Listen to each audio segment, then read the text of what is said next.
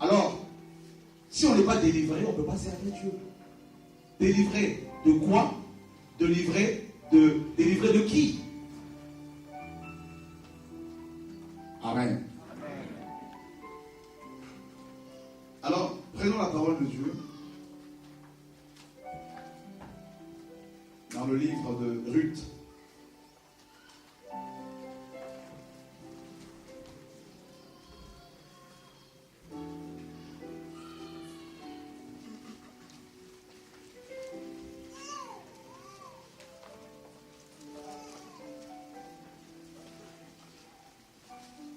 On va lire, comme ce n'est pas un livre qui est long, ça vaut même la parole, n'est-ce pas? Il faut aimer la parole. Donc, chapitre 1er, chapitre 2, chapitre 3, chapitre 4. Tout le livre de Ruth. C'est après Juge. Entre Juge et Samuel.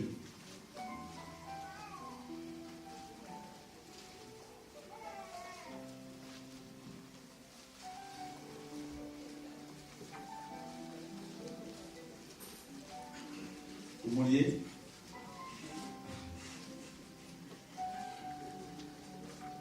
On va vous donner de l'exercice.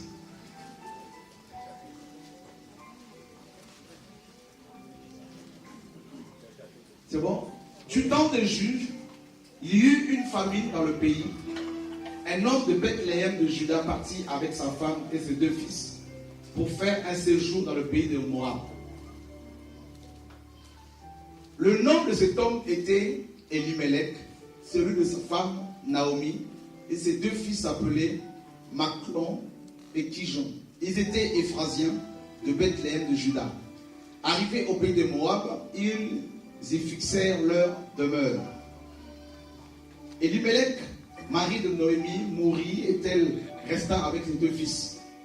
Ils prirent des femmes moabites, dont l'une se nommait Orpa et l'autre Ruth, et ils habitèrent là environ 10 ans. Machlon et Kijon moururent aussi tous les 2, et Naomi resta privée de ses 2 fils et de son mari. Puis elle se leva, elle et ses belles-filles, afin de quitter le pays de Moab, car elle avait appris que au pays de Moab, que l'Éternel avait visité son peuple et lui avait donné du pain. Amen. Amen. Elle sortit du lieu qu'elle habitait, accompagnée de ses 2 belles-filles, et elle se mit en route pour retourner dans le pays de Juda. Naomi dit alors à ses 2 belles-filles, « Allez, que chacune retourne à la maison de sa mère, que l'Éternel use de bonté envers vous, comme vous l'avez fait envers ceux qui sont morts et envers moi. Que l'Éternel vous fasse trouver chacune du repos dans la maison d'un mari. » Et elle les baisa. Elles élevèrent la voix et pleurèrent. Et elles lui dirent, « Non, nous irons avec toi vers ton peuple. » Naomi dit, « Retournez, mes filles, pourquoi viendrez-vous avec moi? Ai-je encore dans mon sein de fils qui puissent devenir vos maris? Retournez, mes filles, allez, je suis trop vieille pour me remarier. Et quand je dirai, j'ai de l'espérance, quand cette nuit même je serai avec un mari et que j'enfanterai des fils, attendriez-vous pour cela qu'ils aient grandi? Refuseriez-vous pour cela de vous marier? Non, mes filles, car à cause de vous, je suis dans une grande affliction de ce que la main de l'Éternel s'est étendue contre moi. » Et elles élevèrent la voix et pleurèrent encore. Orpa baisa sa belle-mère, mais Ruth s'attacha à elle. Naomi dit à Ruth, « Voici ta belle-sœur est retournée vers son peuple et vers ses dieux. Retourne comme ta belle-sœur. » Ruth répondit, « Ne me presse pas de te laisser, de me retourner loin de toi. Où tu iras, j'irai, et où tu demeureras, je demeurerai. Ton peuple sera mon peuple, et ton Dieu sera mon Dieu. Où tu mourras, je mourrai, et je serai enterré. Que l'Éternel me traite dans toute sa rigueur si une chose, si autre chose que la mort vient à me séparer de toi. » Naomi, la voyant décidée à aller avec elle, cessa d'insister auprès d'elle. Elles firent ensemble le voyage jusqu'à leur arrivée à Bethléem. Et lorsqu'elles entrèrent dans Bethléem, toute la ville fut émue à cause d'elles. Et les femmes disaient, « Est-ce là, Naomi ?» Elle leur dit, « Ne m'appelez pas Naomi, appelez-moi Mara, car le Tout-Puissant m'a rempli d'amertume. J'étais dans l'abondance à mon départ, et l'Éternel me ramène les mains vides. Pourquoi m'appelleriez-vous Naomi?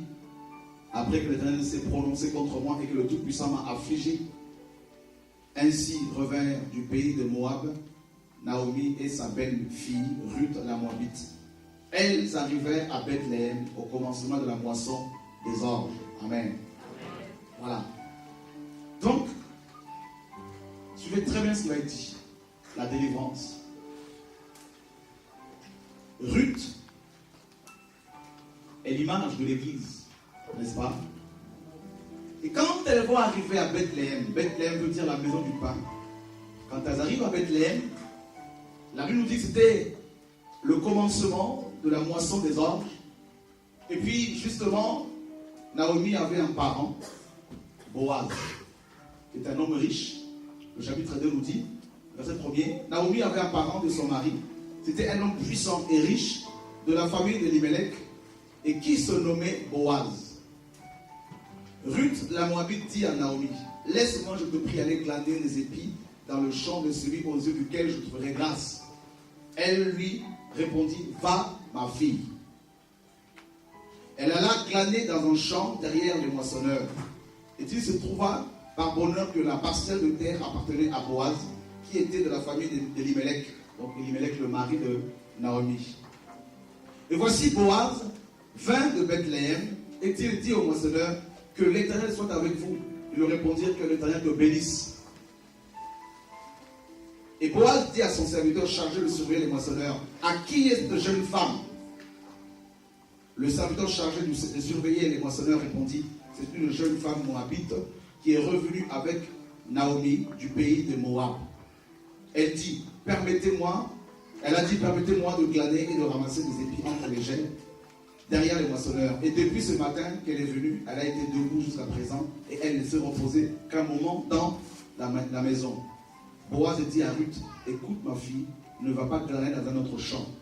Ne t'éloigne pas d'ici et reste avec mes servantes. Regarde où le moissonne dans le champ et va après elle. J'ai défendu à mes serviteurs de te toucher. Et quand tu auras soif, tu iras au vase et tu boiras ce que les serviteurs auront puisé. Alors elle tomba sur sa face et se prostrana contre terre. Et elle lui dit, comment ai-je trouvé grâce à tes yeux pour que tu t'intéresses à moi qui suis une étrangère? Boaz lui répondit, on m'a rapporté tout ce que tu as fait pour ta belle-mère depuis la mort de ton mari, et comment tu as quitté ton père et ta mère et le pays de ta naissance pour aller vers un peuple que tu ne connaissais point auparavant.